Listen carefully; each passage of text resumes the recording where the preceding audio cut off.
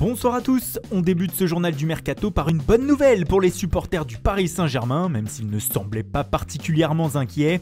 Mais Neymar a annoncé dans une interview exclusive au quotidien PSG Le Mag qu'il restait une saison de plus dans la capitale, avec un objectif en tête, retourner en finale de la Ligue des Champions, et cette fois-ci, la gagner. À l'étranger, notre premier focus du jour nous emmène à Manchester United, les Red Devils qui sont sur le point de réussir l'un des très beaux coups de ce mercato d'été 2020. En effet, ils sont tout proches de faire signer le milieu offensif de l'Ajax, Donny van de Beek. Les deux parties sont déjà d'accord et désormais, le club néerlandais aurait aussi donné son feu vert pour un transfert de 40 millions d'euros. Cette arrivée ne signifie pas pour autant la fin des dépenses à Manchester. Les Mancuniens sont toujours intéressés par le crack d'Aston Villa, Jack Grealish, mais il faudra là lâcher 90 millions d'euros pour s'attacher ses services, ce qui pourrait refroidir le club dirigé par la famille Glazer. Quoique, ils rêvent toujours de faire venir en cette intersaison Jadon Sancho, leur objectif principal, mais le dossier s'embourbe depuis quelques semaines et semble actuellement de nouveau au point mort. Du coup, c'est le chantier de la défense centrale qui semble être la nouvelle priorité d'Ole Gunnar Solskjaer.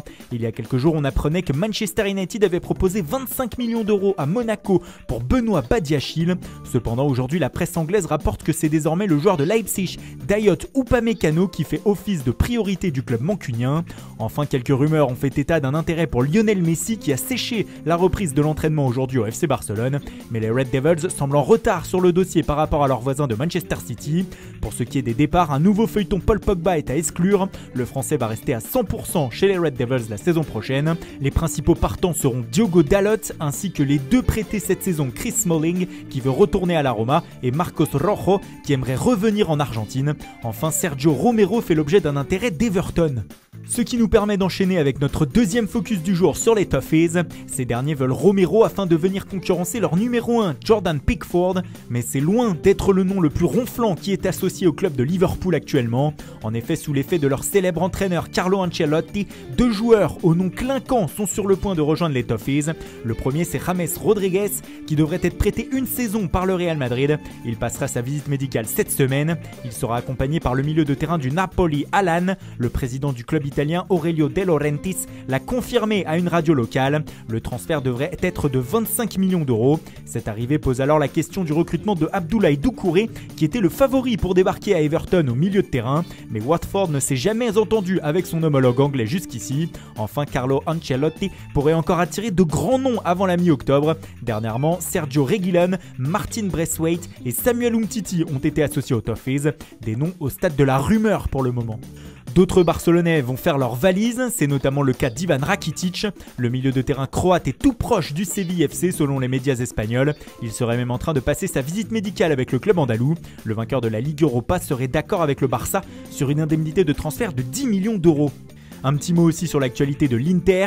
Les Lombards ne seraient pas contre un départ de Christian Eriksen seulement quelques mois après son arrivée en Italie. Si une offre de 50 millions d'euros pour le Danois arrivait, elle ne serait pas refusée.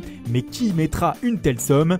Dans le sens des arrivées, les Interistes seraient tout proches d'enregistrer l'arrivée de Alexander Kolarov, le latéral de 34 ans de la Roma.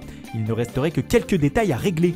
Et puis c'est officiel, l'Atalanta a annoncé hier soir un accord de principe avec le Lokomotiv Moscou pour le transfert de son milieu de terrain Alexei Miranchuk. Le transfert est estimé à 14,5 millions d'euros. La Lazio a prolongé le contrat de son buteur italien Ciro Immobile. L'attaquant est lié avec le club romain jusqu'en 2025. Hier, Claudio Bravo a retrouvé un club. Le portier chilien libre après la fin de son aventure avec Manchester City s'est engagé avec le Betis. Nouveau prêt pour Yangel Herrera du côté de Grenade. Le milieu de terrain vénézuélien est de nouveau cédé une saison par Manchester City au club andalou. Une option d'achat est cette fois-ci incorporée au prêt. Des nouvelles aussi de Mario Lemina, prêté la saison passée à Galatasaray par Southampton. Le milieu de terrain est de nouveau prêté pour la saison prochaine, mais cette fois-ci à Fulham, promu en Premier League. En France, une troisième recrue à l'Olympique de Marseille. Après Gay et Balerdi, c'est Yuto Nagatomo qui s'est engagé ce lundi avec les Phocéens. Il était libre de tout contrat et devient la doublure de Jordan Amavi pour la saison. Voilà, c'est tout pour aujourd'hui. Bonne soirée à tous et rendez-vous dès demain matin pour de nouvelles informations sur le Mercato.